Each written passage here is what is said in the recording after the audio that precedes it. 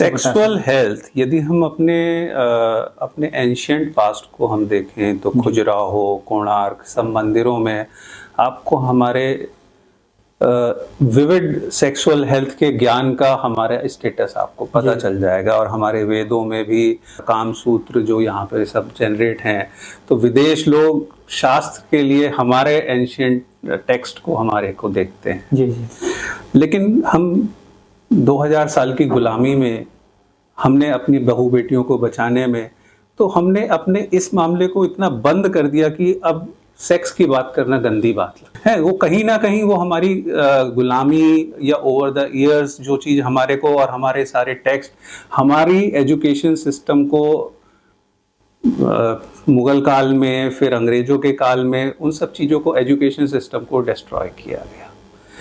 तो sex is a natural need. Reproductive organs इंसानों में कोई नया नहीं है, चाहे अमीबा हो, चाहे पेड़ पौधे हो, चाहे कोई जानवर हो या कुछ हो, तो रिप्रोडक्टिव सिस्टम सब में होता है। तो sex is a normal part of a human any living beings life.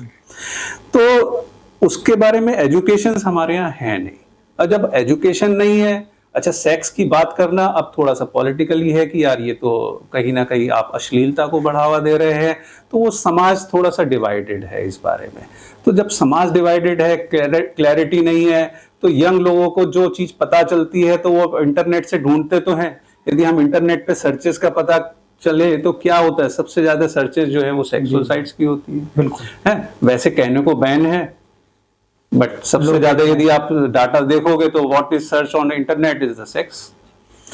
तो बट उसकी सोर्स क्या है, आप किस सोर्स को टच कर रहे हो, कितना ऑथेंटिक है, तो वो सब किसी को पता नहीं है। एवरीथिंग इज अवेलेबल, आप उसमें से क्या ऑथेंटिक है क्या नॉन ऑथेंटिक है, इंटरनेट पे गूगल पे कोई भी कुछ भी डाल दे और दूसरा जॉब सामने। तो अब ऐसे में जो रिसेप्टर है, जो आपको सुनना है, आपको जो चीज समझ में आ रही है, जो चीज अच्छी लग रही है, आप उसको एक्सेप्ट कर लेते हो। वो हो सकता है गलत हो साइंटिफिकली, बट जो चीज आपको अच्छी लग रही है, आपको मिठाई अच्छी लग रही है, आपको बहुत मसालेदार सब्जी अच्छी लग रही है, बट वो कुछ जरूरी नहीं कि वो हेल्दी हो। हेल्दी चीज जो प्रोटीन होगी वो टेस्टी नहीं होगी। जैसे मैंने बताया कि हमारे पुराने टेक्स्ट में भी, यदि मंदिरों में जब आप कोणार्क के या खजुराहो में जाते हैं, तो वहां पे जैसे होता है ना कि आपको ग्राउंड फ्लोर पे वो चीजें नॉलेज मिल रही हैं या एक प्रॉपर हाइट तक, जो कि एजुकेशनल है बच्चों के हिसाब से। और जो सेक्स एजुकेशन वाली जो चीजें हैं वो फर्स्ट फ्लोर या सेकंड फ्लोर वाले पे मिल रही है, जिसपे बच्चे की निगाह भी नहीं जाएगी। तो एक एजुकेशन का हर चीज का लेवल है। अभी हम बच्चे को पढ़ाना चाहते हैं तो उसमें रिप्रोडक्टिव सिस्टम्स धीरे धीरे, मैं जैसे मेरे भी बच्चे हैं तो आई हैव सीन देयर, उनकी जो साइंस की जो बुक्स हैं क्या है, तो उसमें मेंसेस के बारे में, रिप्रोडक्टिव ऑर्गन्स के बारे में सब में पढ़ाया जाता है, थोड़ा थोड़ा है। आज की तारीख में अधिकतर लेडीज टीचर होती है, तो वो वाली टीचर बोल देती है उस टेक्स्ट को, उस चैप्टर को मिस कर देती है, आप खुद से पढ़ के आना।